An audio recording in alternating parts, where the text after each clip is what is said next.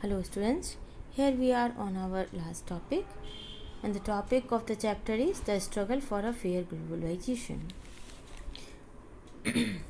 अभी तक हम लोगों ने बहुत सारे चीज़ों को जाना इस चैप्टर में और ये सारे जो evidences we got from different topics वो ये इंडिकेट करते हैं कि इस ग्लोबलाइजेशन के प्रोसेस का फ़ायदा सभी लोगों को नहीं मिला. पीपल विद एजुकेशन, जो लोग पढ़े लिखे थे, स्किल थे, वेल्दी थे, उन लोगों को तो और ज़्यादा अपॉर्चुनिटीज़ मिली, और जबकि दूसरी तरफ there are many people who have not share the benefits, जिनको इसका बहुत ज़्यादा फ़ायदा नहीं मिला.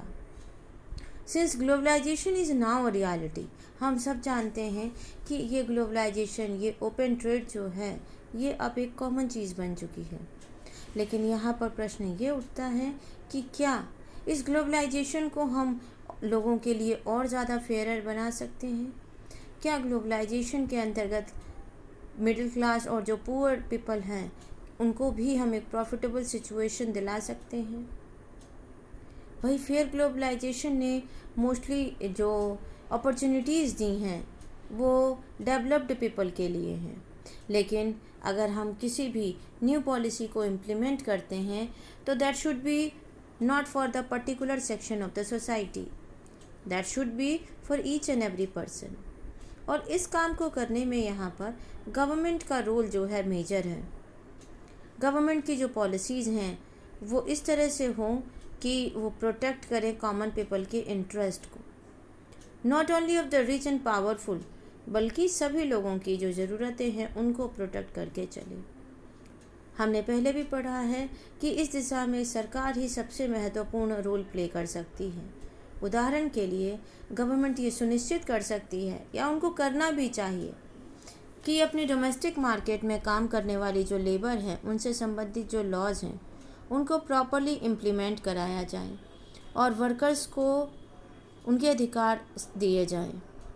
It can support small producers to improve their performances. साथ ही साथ जो स्मॉल छोटे छोटे प्रोड्यूसर्स हैं उनकी परफॉर्मेंस को सुधारने के लिए भी गवर्नमेंट को स्ट्रांगली वर्क करने की आवश्यकता है.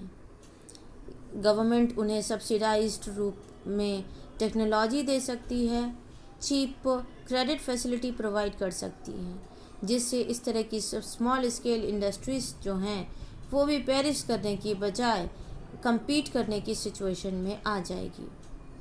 Here one more thing is important. Whenever it becomes necessary, government can use trade and investment barriers again. It can negotiate at the WTO for fairer rules. भाई more than 150 countries are the member of WTO. अब ये तो ज़रूरी नहीं है कि हर country के economic era में एक ही जैसी सिचुएशन या फॉर्मूला काम आए.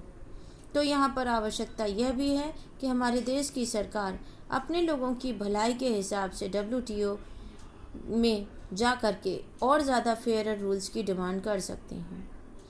It can also align with other developing countries with similar interest to fight against the domination of the developed countries in the WTO.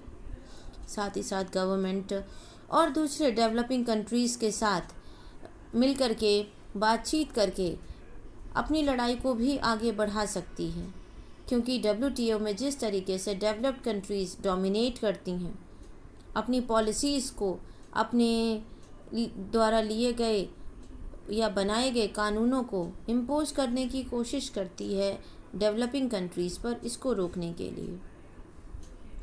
In the past few years हम लोगों ने देखा है वर्ल्ड वाइड फोरम में बहुत बड़े पैमाने पर कैंपेन और साथ ही साथ में आम लोगों के डिफरेंट ऑर्गेनाइजेशंस का रिप्रेजेंटेशन भी, जो लगातार ट्रेड और इन्वेस्टमेंट जो है उनसे संबंधित मुद्दों पर WTO में जो फेवर दिया जाता है डेवलप्ड कंट्रीज़ को, उनका विरोध करती आई हैं.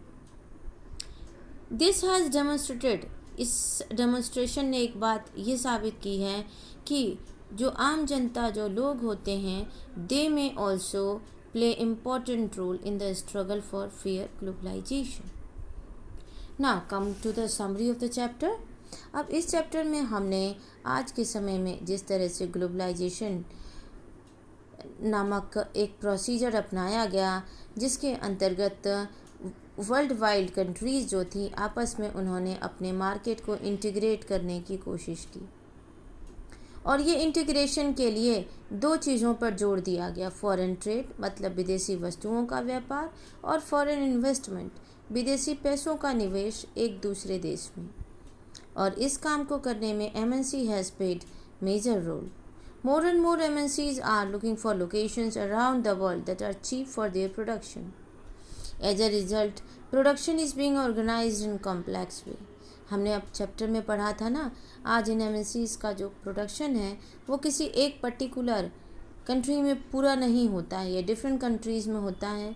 After that they are bringing the things at one place, assembling them and then moving them in the market.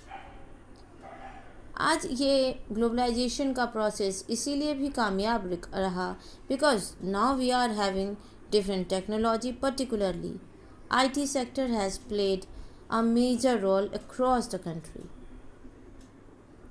As well as international level पर WTO ने भी बहुत ज़्यादा प्रयास किए हैं. WTO ने काफ़ी हद तक डेवलपिंग कंट्रीज़ और डेवलप्ड कंट्रीज़ के बीच में इंटीग्रेशन का काम भी किया है. Thank you.